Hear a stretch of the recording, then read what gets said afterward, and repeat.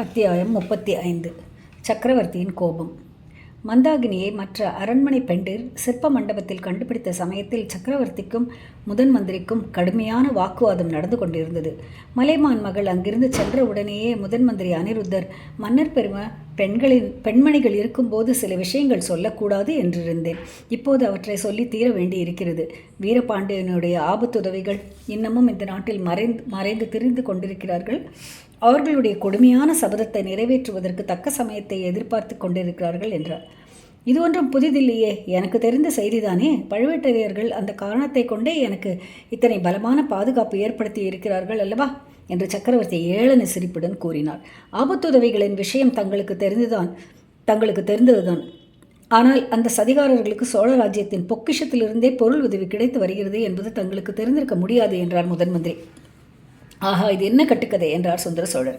இதை காட்டிலும் பிரமிப்பான கட்டுக்கதைகள் சிலவற்றையும் தங்களுக்கு நான் சொல்ல வேண்டியிருக்கிறது. பெரிய பழுவேட்டரையரின் பொக்கிஷ நிலவரையிலிருந்து புதிய பொற்காசுகள் ஆபத்துதவிகள் கூட்டத்தின் மத்தியில் குவியலாக கொட்டப்பட்டிருந்தன. கண்ணால் பார்த்தவனாகிய சீடன் திருமலை இதோ இருக்கிறான். தாங்கள் பணித்தால் அதை பற்றி விவரமாக சொல்வான். பணித்தால்னா தாங்கள் உத்தரவிட்டால் அப்படின்னு அர்த்தம். வேண்டியதில்லை. தலைமுறையாக சோழகுலத்துக்காக உயிரை கொடுத்து ரத்தம் சிந்தி வந்தவர்கள் பழுவேட்டரையர்கள். அவர்கள் என்னை கொல்லுவதற்காக சதி செய்யும் கூட்டத்திற்கு என் பொக்கிஷத்திலிருந்து பொற்காசு கொடுக்கிறார்கள் என்று அரிச்சந்திரனை வந்து சொன்னாலும் நான் நம்ப மாட்டேன். மன்னிக்க வேண்டும், பழுவேட்டரையர்கள் மீது அத்தகைய துரோக குற்றத்தை நான் சுமத்தவில்லை. அவர்களுக்கு தெரியாமலே சதிகாரர்களுக்கு நம் பொக்கிஷத்திலிருந்து பொற்காசுகள் போகலாம் அல்லவா? அது எப்படி முடியும்? யமன் அறியாமல் உயிர் போகக்கூடுமா என்ன? யமன் ஒருவேளை கிழப்பருவத்தில் இளமங்கை ஒருத்தியை மனம் செய்து கொண்டிருந்தால் அதுவும் சாத்தியமாகலாம் அரசே. பெரிய பழுவேட்டரையர் இந்த பிராயத்தில் கல்யாணம் செய்து கொண்டது எனக்கும் பிடிக்கவில்லைத்தான். அதை அவரிடமே சொல்லியிருக்கிறேன். அதற்காக இம்மாதிரி எல்லாம் அவர் மீது துரோக குற்றம் சுமத்துவதை என்னால் சகிக்க முடியாது. சக்கரவர்த்தி, பழுவேட்டரையர் மீது நான் துரோக குற்றம் சுமத்தவில்லை. அவர் மணந்து கொண்ட இளையராணி மீது தான் சுமத்துகிறேன். ஆண் பிள்ளைகள் மீது குற்றம் சுமத்துவதையாவது பொறுத்து கொள்ளலாம். துர்பாகியவதியான அபலைப்பெண் ஒருத்தியின் மீது நீர் குற்றம் சுமத்துவது எனக்கு நாராசமாக இருக்கிறது. எவ்வளவு நாராசமாக இருந்தாலும் பழுவூர் இளையராணியை பற்றிய சில உண்மைகளை தங்களுக்கு நான் சொல்லியே தீர வேண்டும். ஒரு தடவை தங்களுக்கு நான் ஒரு உண்மையான சரியான சமயத்தில் சொல்லாதது பற்றி எவ்வளவோ வருத்தப்பட நேர்ந்தது. சற்று முன் தாங்களும் கோபித்து கொண்டீர்கள். ஆகையினால் சிறிது பொறுமையாக கேட்க வேண்டும். முதன் மந்திரியின் இந்த சாமர்த்தியமான வார்த்தைகளை கேட்டு சக்கரவர்த்தி புன்னகை புரிந்தார். என் வார்த்தையை கொண்டே என்னை மடக்குகிறீர்கள். அது என் சொந்த காரியம். இதற்கும் யாதொரு சம்பந்தமும் இல்லை. ஆயினும் சொல்லுங்கள், கேட்கிறேன் என்றார். பழுவூர் பெரிய அரண்மனைக்கு 3 வருஷங்களுக்கு முன்னால் இளையராணி நந்தினி தேவி வந்து சேர்ந்தாள். அது முதலாவது. பழுவூர் அரண்மனைக்கு சில மந்திரவாதிகள் அடிக்கடி வந்து போகிறார்கள். இது சின்ன பழுவேட்டரையருக்கும் தெரியும். அவருக்கும் மந்திரவாதிகள் வருவது பிடிக்கவில்லை. ஆனாலும் தமையனாரை எதிர்த்து பேச தைரியம் இல்லாமல் சும்மா இருந்து வருகிறார். சகோதரர்கள் என்றால் இப்படியல்லவா இருக்க வேண்டும்? சகோதர விசுவாசத்தினால் ராஜ்யத்துக்கு கேடு வரக்கூடாதல்லவா அப்படின்னு சொல்கிறார் அனிருத்தர். சொல்கிறார், இப்போது ராஜ்யத்துக்கு என்ன கேடு வந்துவிட்டது? ஒரு பேதை பெண் யாரோ மந்திரவாதிகளை கூப்பிட்டு மந்திரம் போடச் சொல்வதனால் ராஜ்யம் கெட்டு போய்விடுமா என்ன? பழுவூர் இளையராணி மந்திரம் போட்டுத்தான் எனக்கு நோய் வந்துவிட்டதென்று சொல்கிறீர்களா? சக்கரவர்த்தி, பழுவூர் இளையராணியை பார்க்க வருகிறவர்கள் உண்மையில் மந்திரவாதிகள் அல்ல. மந்திரவாதிகள் என்று சொல்லிக் கொண்டு வரும் சதிகாரர்கள் என்று சந்தேகிக்கிறேன். அவர்கள் மூலமாக நம் பொக்கிஷத்திலிருந்து பொருள் போய்கொண்டிருக்கிறது என்றும் சந்தேகிக்கிறேன். எதை பற்றி வேண்டுமானாலும் யாரை பற்றி வேண்டுமானாலும் சந்தேகிக்கலாம். ருசு ஏதானும் உண்டா? ருசுனாக்க இது சாட்சி ஏதானும் உண்டா? மன்னர் மன்னா, இன்றைய தினம் பெரிய பழுவேட்டரையரின் அரண்மனையையும் பொக்கிஷ நிலவரையையும் சோதனை போட்டால் ஒருவேளை ருசு கிடைக்கலாம். இதை காட்டிலும் எனக்கு பிரியமில்லாத காரியத்தை இதுவரை யாரும் சொன்னதே கிடையாது. அனிருத்தரே, நீர் எனக்கு மட்டும் நண்பர். பழுவேட்டரையர் எனக்கு முன் 3 தலைமுறையைச் சேர்ந்த சோழ சக்கரவர்த்திகளுக்கு உயிருக்குயிரான நண்பர். சோழ குலத்துக்கு இரும்பு கவசம் போன்றவர். சோழர்களின் பகைவர்களுக்கு இந்திரனுடைய வஜ்ராயுதம் போன்றவர். அப்படிப்பட்டவருடைய மாளிகையை அவர் இல்லாத போது சோதனை போடுவதா? பழுவேட்டரையர் தம் அரண்மனையில் சதிகாரர்களுக்கு இடம் கொடுக்கிறார் என்று நம்புவதை காட்டிலும் மலைமான் மகள் மருந்து என்று சொல்லிக்கொண்டு எனக்கு நஞ்சை கொடுக்கிறாள் என்று நம்புவேன். சக்கரவர்த்தி, பழுவேட்டரையருக்கு இது தெரிந்து இது நடைபெறவில்லை. மோகத்தினால் கண்ணிழந்திருக்கும் பழுவேட்டரையருக்கு தம் எதிரில் நடப்பது தெரியவில்லை. அவர் அறியாமலே அவருடைய மாளிகை சதிகாரர்களின் தலைமை ஸ்தலமாக இருந்து வருகிறது. பழுவூர் இளையராணியே சதிகாரர்களோடு சேர்ந்தவள் என்று நம்புவதற்கு இடம் இருக்கிறது. அந்த பேதை பெண்ணை குறித்து இன்னும் என்ன அவதூறு சொல்லப் போகிறீர்கள் அப்படின்னு சுந்தர சோழர் கேட்கிறார். சில நாளைக்கு முன்பு திருப்புறம்பியம் காட்டில் பிருத்திவிபதியின் பள்ளிப்படைக்கு அருகில் நள்ளிரவு வேளையில் மகுடாபிஷேக வைபவம் ஒன்று நடந்தது. ஒரு 5 வயது பிள்ளையை சிங்காதனத்தில் உட்கார வைத்து பாண்டிய மன்னன் என்றும் பட்டம் சூட்டினார்கள். இந்த மகுடாபிஷேக வைபவத்தில் கலந்து கொண்டவர்கள் சோழ குலத்தை அடியோடு நிர்மூலம் செய்வதாகவும் சபதம் எடுத்துக்கொண்டார்கள். முதன் மந்திரி, இந்த செய்தியை சொல்லி என்னை பயப்படுத்தலாம் என்று உத்தேசமா? என் கை கால்கள் நடுங்கும் என்று எதிர்பார்த்தீரா? இல்லை சக்கரவர்த்தி, இல்லை. அந்த கேலிக்கூத்தை நான் ஒரு பொருட்டாக எண்ணவில்லை. அப்படி சபதம் எடுத்துக்கொண்ட சதிகாரர் கூட்டத்தில் பழுவூர் இளையராணியும் இருந்தாள் என்பதை தங்களிடம் சொல்ல விரும்புகிறேன். அதையெல்லாம் அருகிலிருந்து பார்த்துவிட்டு வந்து தங்களுக்கு தெரிவித்த புத்திசாலி யார்? அதோ நிற்கிறானே தங்களுடைய அருமை சீடன், அவன்தானே? சுந்தர சோழர் சொல்கிறார்கள். எல்லாம் நடந்து முடிந்த பிறகு இவன் அங்கே போய் சேர்ந்தான். நேரில் பார்த்தவன் வானர் குலத்து வந்தியத்தேவன். இங்கே ஒரு தடவை வந்துவிட்டு தப்பிப்போனானே, அந்த ஒற்றனையா சொல்கிறீர்கள்? அவன் ஒற்றன் அல்ல பிரபு, தங்கள் திருக்குமரன் ஆதித்த கரிகாலரின் அந்தரங்கத்துக்குரிய நண்பன். கரிகாலனுக்கு இப்படிப்பட்ட அந்தரங்க நண்பர்கள் எத்தனையோ பேர். ஒருவர் சொன்னது போல் இன்னொருவர் சொல்ல மாட்டார்கள். அவன் கூறியது உண்மையாகவே இருக்கட்டும். அதற்காக இப்போது செய்யக்கூடியது ஒன்றுமில்லை. பெரிய பழுவேட்டரையரும் இங்கே இல்லை, அவருடைய இளையராணியும் இல்லை. அவர்கள் திரும்பி வந்த பிறகு விசாரித்துக் கொள்ளலாம். முதன் மந்திரி, பழுவூர் இளையராணியை பற்றி நீங்கள் சொல்ல சொல்ல அத்தகைய அதிசயமான பெண்ணை பார்க்க வேண்டும் என்று எனக்கே ஆர்வம் உண்டாகிவிட்டது. பழுவேட்டரையர் கல்யாணம் செய்து கொண்டு வந்தபோது எனக்கு ஏற்பட்ட அருவருப்பினால் அந்த பெண்ணை என் முன்னால் அழைத்து வர வேண்டாம் என்று சொல்லியிருந்தேன். அதனாலேயே அவளுக்கு ஒருவேளை என் பேரில் கோபம் உண்டாகிவிட்டதோ என்னமோ தெரியவில்லை. பெரிய பழுவேட்டரையர் இம்முறை திரும்பி வந்ததும் அவருடைய இளையராணியை அழைத்து வரச் செய்து அவளுடைய கோபத்தை தீர்க்கப் போகிறேன். சக்கரவர்த்தி, நான் விரும்புவதும் அதுதான். நந்தினி தேவியின் கோபத்தை தணிப்பதற்கு இன்னும் முக்கியமான காரணங்களும் இருக்கின்றன. நந்தினி வந்து சேரும் வரையில் ஈழத்து அரசி நமது அரண்மனையில் இருப்பதற்கு அனுமதி தர வேண்டும். ஆஹா, அவளை ஈழத்து அரசியாக முடிசூட்டி விட்டீர்கள் அல்லவா? போகட்டும். அவளுக்கும் பழுவூர் ராணிக்கும் என்ன சம்பந்தம்? அதைத்தான் கண்டுபிடிக்க வேண்டும் பிரபு. இருவரும் நேருக்கு நேர் சந்தித்தால் ஒருவேளை அந்த சம்பந்தம் தெரிய வரலாம். நந்தினி தேவி சோழ குலத்தின் மீது கொண்டிருக்கும் பகையும் ஒருவேளை மாறலாம். மந்திரி, ஒரு பெண்ணின் பகையை குறித்து நீங்கள் இவ்வளவு கவலைப்படுவது ஆச்சரியமாக இருக்கிறது. நந்தினி தேவியின் பகையை குறித்து கவலைப்பட காரணம் இருக்கிறது. அதை நான் சொல்வது உசிதமாக இருக்குமா என்று அஞ்சுகிறேன். அனிருத்தர் சொல்கிறார். தாங்கள் சொல்ல தயங்குவதை வேறு யார் என்னிடம் சொல்ல முடியும்? மிச்சம் வைக்காமல் சொல்லிவிடுங்கள் என்றார் சக்கரவர்த்தி. முதன் மந்திரி சிறிது யோசனை செய்துவிட்டு கூறினார். மன்னர் பெருமானே, இப்போது நான் கூறப்போவது மிகச் சிக்கலான விஷயம். தங்களுக்கு அது உகந்ததாக இருக்க முடியாது. ஆயினும் பொறுமையுடன் கேட்க வேண்டும். நந்தினி தேவியையும் மந்தாகினி தேவியையும் பார்த்தவர்கள் அனைவரும் அவர்களுடைய தோற்றத்தின் ஒற்றுமையை குறித்து அதிசயிக்கிறார்கள். உலகத்தில் இப்படி எத்தனையோ அதிசயங்கள் இருக்கின்றன பிரம்மராயரே. ஒரு மரத்தைப் போலவே இன்னொரு மரம் இருக்கிறது. ஒரு பைத்தியம் போல் இன்னொரு பைத்தியம் இருக்கிறது. ஆனால் ஒரு மரம் இன்னொரு மரத்தைப் போல் வேஷம் போட்டு நடப்பதில்லை. ஒரு பைத்தியம் இன்னொரு பைத்தியத்தின் ஆவியைப் போல் வந்து சக்கரவர்த்தியை இம்சிப்பதில்லை. என்ன சொல்கிறீர்கள் முதன் மந்திரி? மந்தாகினி தேவியின் ஆவி தங்களை இரவு நேரங்களில் வந்து இம்சிப்பதாக எண்ணி தாங்கள் வேதனைப்பட்டு வந்தீர்கள் அல்லவா? அவளுடைய ஆவி வரவில்லை, அவளே வந்தாள் என்று சொல்கிறீரா? இல்லை இல்லை, பழுவூர் இளையராணி மந்தாகினியின் ஆவியாக நடித்து தங்களை இம்சித்திருக்க வேண்டும் என்று சொல்கிறேன். சுந்தர சோழர் சிறிது நிமிர்ந்து உட்கார்ந்து கோப வெறி பொங்க, நீங்கள் சொல்வது இப்போது மட்டும் உண்மை என்று ஏற்பட்டால் அந்த ராட்சசியை என் கையினாலேயே கழுத்தை நெரித்து என்று கூறுவதற்குள் முதன் மந்திரி குறுக்கிட்டு, வேண்டாம் சக்கரவர்த்தி, தங்கள் வாயால் அப்படியொன்றும் சபதம் கூற வேண்டாம் என்று பரபரப்புடன் சொன்னார். ஏன்? அவள் பேரில் என்ன தங்களுக்கு அவ்வளவு இரக்கம்? என்னை அவ்வளவு தூரம் வேதனைப்படுத்தியவளை என்ன செய்தால் என்ன என்று சுந்தர சோழர் பொங்கினார். எவ்வளவு கஷ்டப்படுத்தி இருந்தாலும் படுத்தியவர் நெருங்கிய பந்துவாக இருக்கும் பட்சத்தில், ஒருவேளை சொந்த புதல்வியாக இருக்கும் பட்சத்தில் என்று முதன் மந்திரி கூறி தயங்கி நின்றார். முதன் மந்திரி, இது என்ன பெதற்றல் என்றார் சுந்தர சோழர். சக்கரவர்த்தி, தங்களுடைய பொறுமையை உண்மையில் சோதித்து விட்டேன். அதற்காக எனக்கு உசிதமான தண்டனையை கொடுங்கள். ஆனால் நந்தினி தேவியை தண்டிப்பது பற்றி பேச வேண்டாம். நந்தினி தேவி தனாதிகாரி பழுவேட்டரையரின் இளையராணி மட்டுமல்ல, 3 உலகம் உடைய சுந்தர சோழ சக்கரவர்த்தியின் புதல்வி. அவரை எந்த குற்றத்துக்காக யார்தான் தண்டிக்க முடியும் என்றார் அனிருத்த பிரம்மராயர். இதை கேட்ட சக்கரவர்த்தி சிறிது நேரம் முதன் மந்திரி அளவில்லாத வியப்போடு உற்று பார்த்து கொண்டிருந்தார். பிறகு கலீர் என்று சிரித்தார். சக்கரவர்த்தி, இன்றைக்கு மிகவும் சுபதினம். 2 தடவை தாங்கள் சிரிக்க கேட்டேன் என்றார் அனிருத்தர்.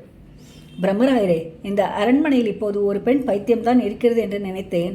நீர் அவளை விட பெரிய பைத்தியம் என்று இப்போது அறிந்தேன். அவள் பேசாத ஊமை பைத்தியம், நீர் பேசி பிதற்றும் பைத்தியம் என்று கூறிவிட்டு சுந்தர சோழர் மறுபடியும் நினைத்து சிரித்தார். 36 அத்தியாயம் 36 பின்னிரவில்.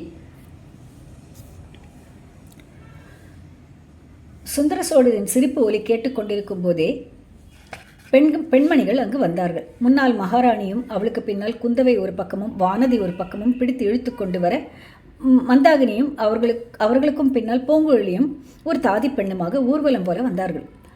சுந்தர சோழரின் சிரிப்பு அவர்களுக்கும் சிறிது குதூகலத்தை உண்டு பண்ணியிருந்தது.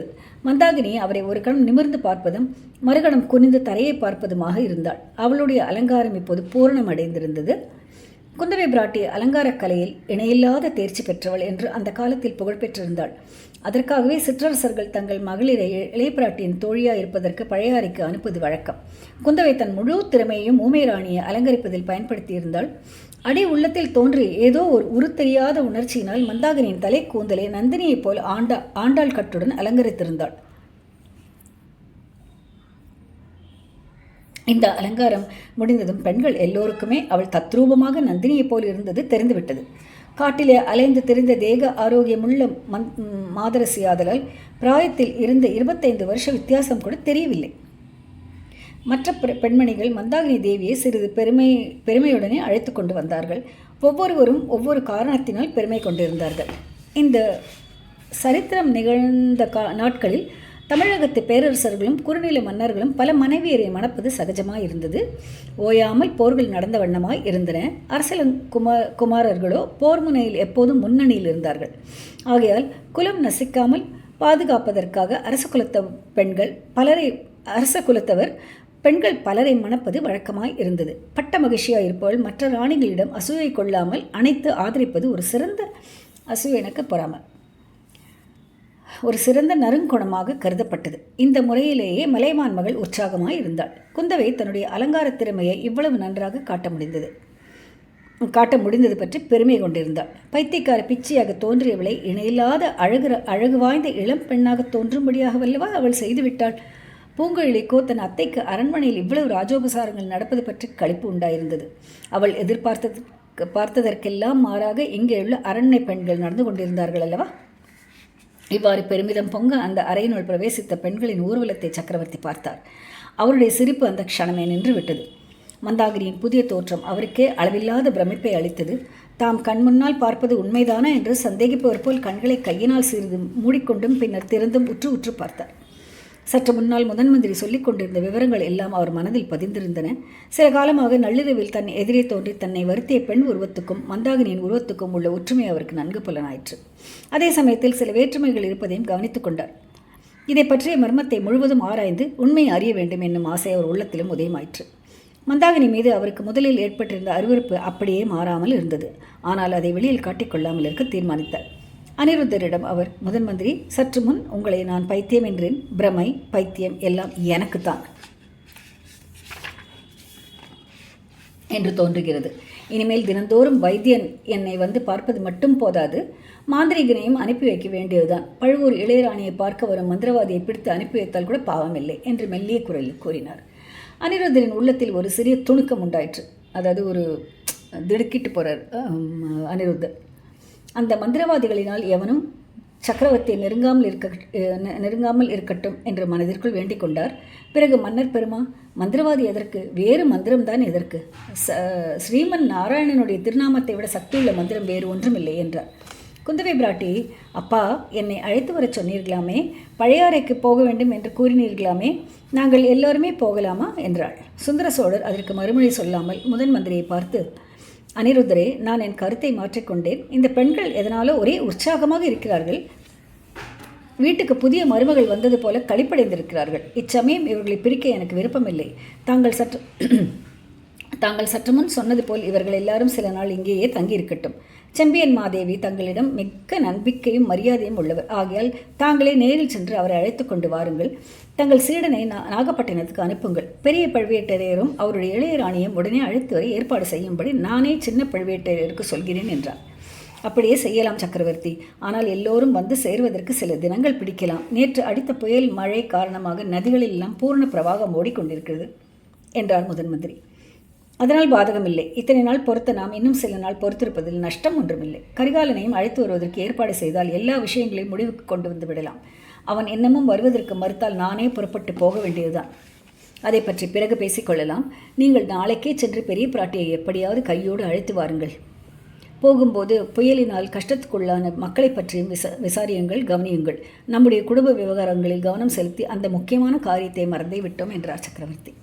இல்லை பிரபு, நான் அதை மறக்கவே இல்லை. எல்லா காரியங்களும் சரிவர நடைபெறும். தாங்கள் நிம்மதியாக இருக்கலாம் என்று சொல்லிவிட்டு முதன் மந்திரி விடை பெற்றுச் சென்றார். அன்றிரவு சுந்தர சோழர் உண்மையிலேயே எத்தனை காலமும் அனுபவிக்காத நிம்மதியை அடைந்திருந்தார். கரையர் குலத்து மந்தாகினி இறக்கவில்லை என்னும் செய்தி மெய்யாகவே அவருக்கு நெஞ்சில் வெகு காலமாக குடிக்கொண்டிருந்த ஒரு பெரும் பாரம் அகன்றுவிட்டது. அருள்மொழிவர்மன் நாகப்பட்டினத்தில் இருக்கிறான் என்ற செய்தியும் அவருக்கு ஆறுதல் அளித்திருந்தது. சூடாமணி விகாரம் மிக பலமான கட்டிடமாதலால் அதில் உள்ளவருக்கு அபாயம் ஒன்றும் நேருவதற்கில்லை என்ற தைரியமும் அவருக்கு இருந்தது. பழுவூர் இளையராணி அவருடைய புதல்வியாய் இருக்கலாம் என்று அனிருத்தர் குறிப்பிட்டதை நினைக்க நினைக்க அவருக்கு வேடிக்கையாய் இருந்தது. இது சக்கரவர்த்தியின் முகத்திலும் அடிக்கடி குறுநகையை உண்டாக்கியது. மலைமான் மகள் முதலிய பெண்களுடன் அவர் சிறிது நேரம் உல்லாசமாக பேசிக்கொண்டிருந்தார். குந்தவியின் அலங்கார திறமையை பற்றி பாராட்டினார். காட்டுமிராண்டி ஜென்மமாக காணப்பட்டவளை தேவலோகத்தை இந்திராணியாக மாற்றிவிட்டாயே, ஆனால் அதற்கெல்லாம் இந்த கேள்விதான் அகப்பட்டாளா? வானதியை போன்று சிறு பெண்களிடம் அல்லவா உன் திறமையை காட்ட வேண்டும் என்று பரிகாசமும் செய்தார். பிறகு பூங்குழலியிடம் அருள்மொழிவர்மனை பற்றி மேலும் சில விவரங்களை கேட்டு தெரிந்து கொண்டார். அதன் முடிவில் பூங்குழலி, சுவாமி, நான் கோடிக்கரைக்கு திரும்பி போக அனுமதி கொடுங்கள். நாளைக்கே நான் புறப்படலாம் அல்லவா? என் அத்தையை பற்றிய கவலை இனிமேல் எனக்கு இல்லை என்றாள். உன் அத்தை மகன் ஒருவன் காய்ச்சல் வந்து கிடக்கிறான் என்றாயே, அவனை பற்றி கூட கவலை இல்லையா? போவதற்கு நீ ஏன் இவ்வளவு அவசரப்பட வேண்டாம், சில நாள் இருந்துவிட்டு போ என்றார் சக்கரவர்த்தி. பூங்குழலி மௌனமாய் இருந்தாள். அன்றிரவு சுந்தர சோழ சக்கரவர்த்தி நிம்மதியாக உறங்கினார். கனவுகள் கூட அதிகம் காணவில்லை. கண்ட கனவுகளும் துர்ச்சொப்பனங்களாக இல்லை, இன்பமான கனவுகள். அவருக்கு பக்கத்து அறையிலே படுத்து உறங்கிய அரண்மனை பெண்டிர்களும் நிம்மதியாகவே தூங்கினார்கள். அவர்களிலே நிம்மதி இல்லாமலும் நன்றாக தூங்காமலும் இருந்தவள் மந்தாகினி ஒருத்திதான். இன்று நடந்த நிகழ்ச்சிகள் எல்லாம் அவளுடைய மனதில் பெரும் கிளர்ச்சியை உண்டு பண்ணியிருந்தன. முக்கியமாக அவளுடைய நினைவு பொக்கிஷ நிலவரைக்கும் சுரங்கப்பாதைக்கு ஊசலாடி கொண்டிருந்தது. ராவணனுடைய கரங்களை உடைத்து அந்த பாதையை மூடி விடுவதற்கு தான் செய்த முயற்சி பலிக்காமல் போனது பற்றி எண்ணி எண்ணி அவள் மனம் நிம்மதி கொள்ளாமல் தவித்தது. தூங்கா விளக்கின் மெல்லிய வெளிச்சத்தில் சுற்றுமுற்றும் பார்த்து கொண்டே இருந்தாள். முக்கியமாக மேல் மாடங்களின் சாளரங்களை அடிக்கடி உற்று நோக்கி கொண்டிருந்தாள். நள்ளிரவு கழிந்தது. பின்னிரவு தொடங்கியது. 3வது ஜாமம் ஏறக்குறைய முடியும் நேரம் ஆகிவிட்டது. அப்போது மேல் மாடத்தின் சாளரம் ஒன்றில் ஒரு தோற்றம் அவளுக்கு தென்பட்டது. கோர பயங்கர முகம் ஒன்று அந்த சாளரத்தை ஒட்டினார் போலிருந்த அந்த அறைக்குள்ளே எட்டி பார்த்து கொண்டிருந்ததை கண்டாள். அந்த முகம் இன்னாருடைய முகம் என்பதும் ஒருவாறு அவளுக்கு தெரிந்துவிட்டது. தூக்கி வாரி போட்டுக்கொண்டு எழுந்து நின்றாள். மறுபடியும் அந்த சாளரத்தை உற்று பார்த்தாள். அங்கே அந்த முகத்தை காணவில்லை. பக்கத்து அறை வாசற்படி வரையில் மெல்ல நடந்து சென்று எட்டி பார்த்தாள். அங்கே சக்கரவர்த்தி நிம்மதியாக உறங்குவதை கண்டாள். அந்த அறையில் மேல்மாட சாளரங்களையும் உற்று பார்த்தால் ஒன்றும் தெரியவில்லை. திரும்பி வந்து சிறிதும் சத்தம் செய்யாமல் பூங்குழலியை கையினால் தொட்டு அசைத்து எழுப்பினாள். அசந்து தூங்கிய பூங்குழலி கண் விழித்தாள். ஊமைராணியின் முகத்தோற்றத்தைக் கண்டு திடுக்கிட்டாள். ஊமைராணி சமிஞ்ஞையினால் தன்னை தொடர்ந்து வரும்படி அவளிடம் சொன்னாள். அத்தையிடம் அளவில்லாத பக்தி விசுவாசம் வைத்திருந்த பூங்குழலியும் சத்தம் செய்யாமல் எழுந்து அவளை பின்பற்றிச் சென்றாள். ஊமைராணி சிற்ப மண்டபத்தை நோக்கிச் சென்றாள். போகும்போது நடைபாதையில் எரிந்து கொண்டிருந்த தூங்கா விளக்கு ஒன்றை கையில் எடுத்துக்கொண்டு நடந்தாள். சிற்ப மண்டபத்தை அடைந்ததும் பூங்குழலிக்கு சிறிது கவலை உண்டாயிற்று. மறுபடியும் இவள் ராவண சிற்பத்தை உடைக்கப் போகிறாளா என்ன? அப்படியானால் அதனால் ஏற்படும் சத்தத்தில் அரண்மனையில் உள்ளவர்கள் அத்தனை பேரும் விழித்துக் கொள்வார்களே. தன் அத்தை பைத்தியக்காரித்தான் என்று ஊர்ஜிதமாகி விடும் அல்லவா? அத்தை அந்த முயற்சியில் இறங்கினால் தான் அதை தடுத்தே ஆக வேண்டும். சுத்தியை பலவந்தமாக பிடுங்கியாவது தடுக்க வேண்டும். இப்படி எண்ணிக்கொண்டே அத்தையை தொடர்ந்து சிற்ப மண்டபத்துக்குள் பூங்குழலி பிரவேசித்தாள். இது என்ன? அந்த ராவண சிற்பத்தின் தலை ஒன்று அசைகிறதே. இல்லை, ராவணன் தலை அசைவில்லை. ராவணனுடைய தலைகளுக்கும் மேலே உள்ள கைலாச மலைக்கு மத்தியில் வேறொரு மனிதனின் தலை மாதிரி தெரிந்தது. உடனே அது மறைந்து விட்டது. வீண் பிரமை, தூக்க கலக்கம், விளக்கின் ஒளியில் உண்டாகும் சிற்பங்களின் நிழல் தோற்றமாய் இருக்க வேண்டும். மந்தாகினிக்கும் அந்த தோற்றம் புலப்பட்டதோ என்னமோ தெரியவில்லை. ஆனால் அவள் ராவணன் சிலையை நெருங்கித்தான் சென்றாள். நல்ல வேளையாக பக்கத்தில் கிடந்த சுத்தியின் மீது அவள் கவனம் செல்லவில்லை. ராவணன் தலைகள் கைகளுக்கும் அவை தாங்கிக் கொண்டிருந்த கைலாசகிரிக்கும் நடுவில் இருந்த இருளடர்ந்த பகுதியில் தீபத்தை தூக்கி பிடித்து காட்டினாள். அங்கே ஒரு துவாரம் இருந்தது தெரிந்தது. பூங்குழலி முன்னமையே ஊகித்தது சரிதான். அங்கே ஒரு சுரங்கப்பாதையின் வெளித்துவாரம் இருக்கிறது. யாரும் சந்தேகிக்க முடியாதபடி அவ்வளவு சாமர்த்தியமாக அமைக்கப்பட்டிருந்தது. அந்த சுரங்கப்பாதையின் துவாரத்தை மூடி விடுவதற்கே முன்னிரவில் தன் அத்தை பிரயத்தனப்பட்டிருக்கிறாள். அதை அறிந்து கொள்ளாமல் மற்றவர்கள் தடுத்து விட்டார்கள். இவ்விதம் பூங்குழலி எண்ணிக்கொண்டிருக்கும் போதே ஊமைராணி தன் மருமகளுக்கு தன்னை பின்பற்றி வரும்படி சமிக்ஞை செய்துவிட்டு கையில் விளக்குடனே அந்த துவாரத்தில் சிரமப்பட்டு புகுந்து அதில் இறங்கிச் செல்லத் தொடங்கினாள். சிறிது சிறிதாக அவள் உடம்பு மறைந்து வந்து தலையும் மறைந்து கையில் பிடித்திருந்த விளக்கும் மறைந்தது. கொஞ்சம் வெளிச்சம் மட்டும் தெரிந்தது. பிறகு பூங்குழலியும் உடம்பை நெளித்து வளைத்து தலையில் மோதிக்கொள்ளாமல் ஜாக்கிரதையாக அந்த சுரங்க துவாரத்துக்குள் இறங்கினாள். சில கணங்களுக்கெல்லாம் அவளும் மறைந்தாள். பின்னர் விளக்கின் ஒளியும் மறைந்தது. சிற்ப மண்டபத்தில் அந்தகாரம் குடிக்கொண்டது. அந்தகாரம்னா இருட்டு. காலையில் மலைமான் மகளும் குந்தவையும் வானதியும் எழுந்து பார்த்தபோது ஊமை ராணியையும் பூங்குழலியும் அவர்கள் படித்திருந்த இடத்தில் காணாமல் திடுக்கிட்டார்கள். அரண்மனை முழுவதும் தோட்டத்திலும் சிற்ப மண்டபத்திலும் தேடி பார்த்தும் அவர்கள் அகப்படவில்லை. அவர்கள் எப்படி மாயமாய் மறைந்தார்கள் என்பது யாராலும் ஊகிக்க முடியவில்லை. சக்கரவர்த்தியிடம் கூறியபோது முதலில் அவர் சிறிது கவலைப்பட்டார். பின்னர் அந்த பைத்தியங்கள் போய் தொலைந்ததே நல்லது, எப்படி தொலைந்தால் என்ன என்றார். எனினும் அவர் உள்ளத்தினுள்ளே இனம் தெரியாத கவலையும் பயமும் குடிகொண்டது. அத்தியாயம் 38. கடம்பூரில் கலக்கம்.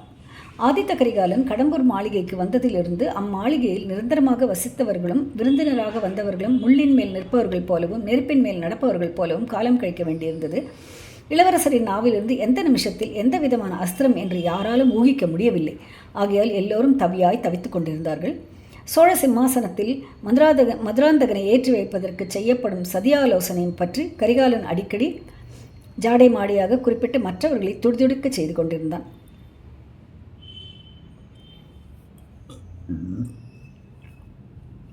பழுவேட்டரையரால் இதை பொறுக்க முடியவில்லை.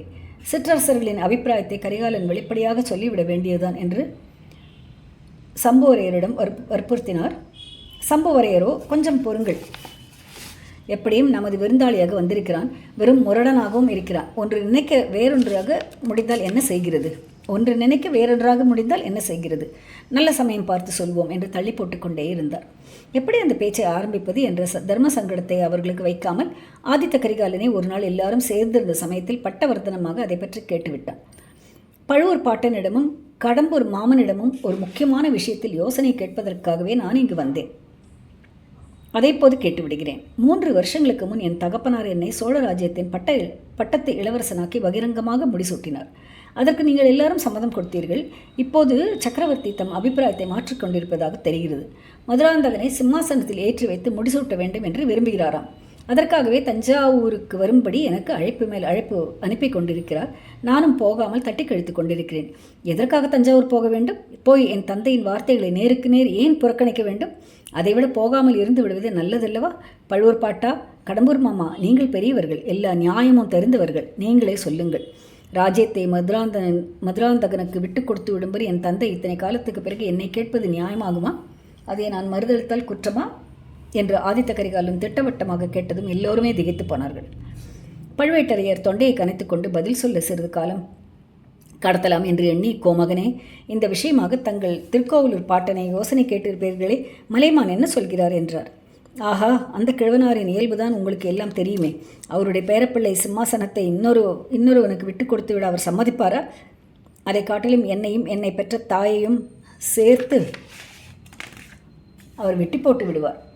இப்போது மலையமான் சைன்யம் சேர்க்க தொடங்கிவிட்டார். சைன்யம்னாக்க இது சோல்ஜர்ஸ். அவருடைய பேரனுடைய சிங்காதன உரிமையை நிலைநாட்டுவதற்காக. ஆனால் நான் அவருடைய பேச்சை கேட்டு மட்டும் நடக்கப் போவதில்லை. நீங்கள் எல்லாரும் எப்படி சொல்கிறீர்களோ அப்படி நடந்து கொள்வேன் என்று கரிகாலன் மிக்க சாது பிள்ளை போல் கூறினான். இதனால் ஏமாந்து போன பழுவேட்டரையர் மலைமானை போல் தந்தையை தனையன் எதிர்க்கும்படி தூண்டிவிடக்கூடியவர்கள் நாங்கள் அல்ல. சக்கரவர்த்தியின் கட்டளை எதுவாயிருந்தாலும் அதை அனுசரித்து நடக்க நாம் எல்லோரும் கடமைப்பட்டவர்கள். ஆனால் நியாயம் என்னது என்பதை சொல்லும் பாத்தியதை நமக்கு உண்டு. சக்கரவர்த்தி இந்த விஷயமாக சொல்வதில் நியாயமே இல்லை என்று சொல்ல முடியாது. இந்த சோழ ராஜ்யத்தின் மீது மதுராந்தக தேவருக்கு உரிமையே கிடையாது என்றும் சொல்வதற்கில்லை. இளவரசே, தாங்கள் கேட்கிறபடியால் எங்கள் மனதை விட்டு சொல்கிறோம். முடிவு தங்கள் இஷ்டத்தை பொறுத்தது. இந்த விவாதத்தை வளரும்படி விடுவது ராஜ்யத்துக்கு மிக்க அபாயகரமானது என்று நாங்கள் கருதுகிறோம். ஆகையால் ஏதேனும் ஒரு சமரச முடிவுக்கு வருவது நல்லது. சோழ ராஜ்யம் இப்போது முன்னைப்போல் 2 வெள்ளாறுகளுக்கு மத்தியில் குறுகி கிடக்கவில்லை. குமரி முனையிலிருந்து கிருஷ்ணை நதி வரையில் பரவி படர்ந்திருக்கிறது. இதை 2ஆக பிரித்தாலும் ஒவ்வொன்றும் பெரிய ராஜ்யமாக இருக்கும். அவ்விதம் கொள்ளிடம் நதிக்கு தெற்கேயுள்ள ராஜ்யத்தை மதுராந்தக தேவருக்கும் வடக்கே உள்ள பகுதியை தங்களுக்கும் உரியதென்று பிரித்து கொடுப்பது நியாயமாக இருக்கும். இது எங்கள் முடிவான கருத்து. தாங்கள் இதை ஒப்புக்கொண்டால் மேலே செய்ய வேண்டியதை செய்யலாம். சக்கரவர்த்தியை இந்த ஏற்பாட்டுக்கு சம்மதிக்க செய்யும் பொறுப்பை நானே ஏற்றுக்கொள்கிறேன் என்றார். ஆதித்த கரிகாலன் அப்போது கலகலவென்று சிரித்தது பழுவேட்டரையருடைய வயிற்றில் அனலை மூட்டியது.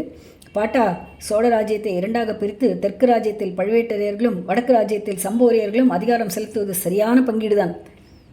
உங்கள் இரு குடும்பங்களும் என் பாட்டனுக்கு தகப்பனார் காலத்திலிருந்து செய்து வந்திருக்கும் சேவைக்கு உரிய வெகுமதிதான். ஆனால் ராஜ்யத்தை பிரிப்பதில் எனக்கு சிறிதும் விருப்பமில்லை. வழி வழியாக வந்த ராஜ்யத்தை பங்கிட்டுக் கொள்வதும் ஒன்றுதான், தாலி கட்டிய மனைவியை பங்கிட்டுக் கொள்வதும் ஒன்றுதான்.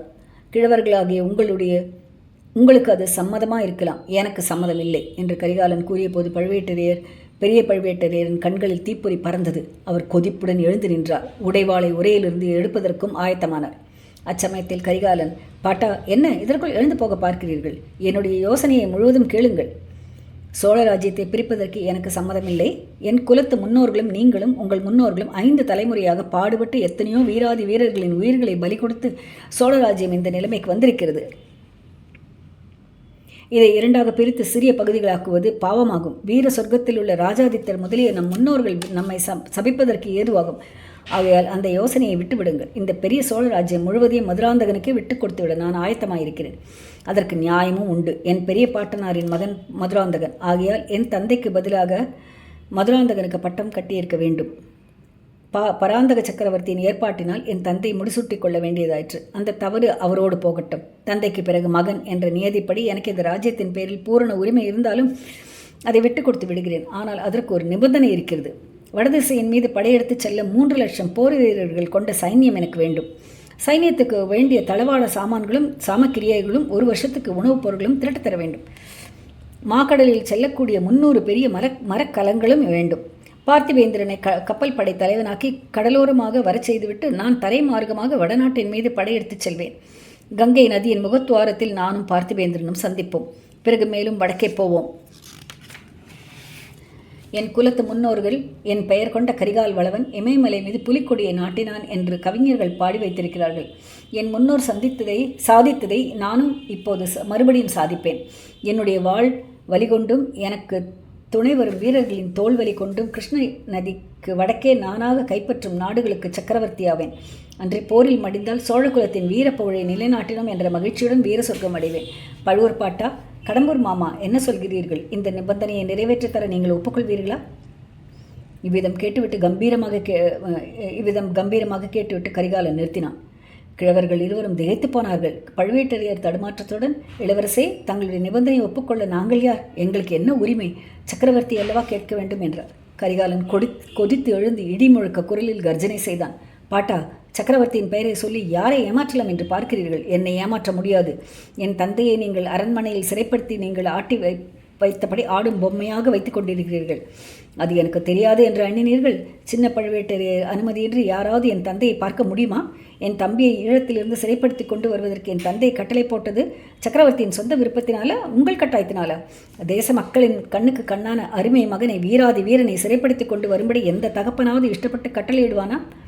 அருள்மொழியை சிறைப்படுத்தி கொண்டு வந்து கடலில் மூழ்க எடுத்து கொன்றுவிட்டதாக உங்கள் பேரில் இன்று சோழ நாட்டு மக்கள் எல்லாரும் ஆத்திரப்பட்டு கொண்டு கொதித்து கொண்டிருக்கிறார்கள். இளவரசே, அத்தகைய அபாண்டமான பழியை யார் சொன்னது? சொன்னவனுடைய நாவை துண்டித்து அவனையும் கண்டதுண்டமாக்குவேன் என்று பழுவேட்டரையர் அலறினார். பழி சொல்லுகிறவர் ஒருவராக இருந்தால் நீங்கள் கண்டதுண்டம் செய்யலாம். 16 லட்சம் 10 லட்சம் பேர் சொல்கிறார்கள். அவ்வளவு பேரையும் நீங்கள் தண்டிப்பதாக இருந்தால் சோழ நாடு பிணக்காடாகவும் சுடுகாடாகவும் மாறிவிடும். சிவபக்தனாகிய மதுராந்தகன் ஆட்சி பெறுவதற்கு சோழ நாடு தகுந்த ராஜ்யமாயிருக்கும். ஆனால் பாட்டா, அந்த பேச்சை நான் நம்பவில்லை. மக்கள் அறிவற்ற மூடர்கள். ஆராய்ந்து பாராமல் ஒருவன் கட்டிவிட்ட கதையே மற்றவர்களும் திருப்பி சொல்லிக் கொண்டிருப்பார்கள். சோழ குலத்துக்கு பரம்பரை துணைவர்களான நீங்கள் அத்தகைய படுபாதகத்தை ஒரு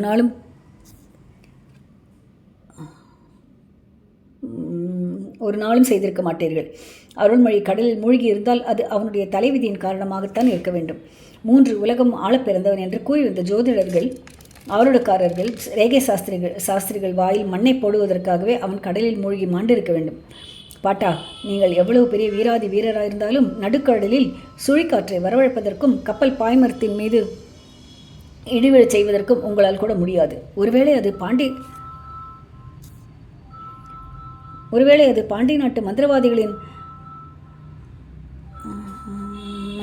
காரியமாக இருக்கலாம். நீங்கள் அதற்கு பொறுப்பில்லை.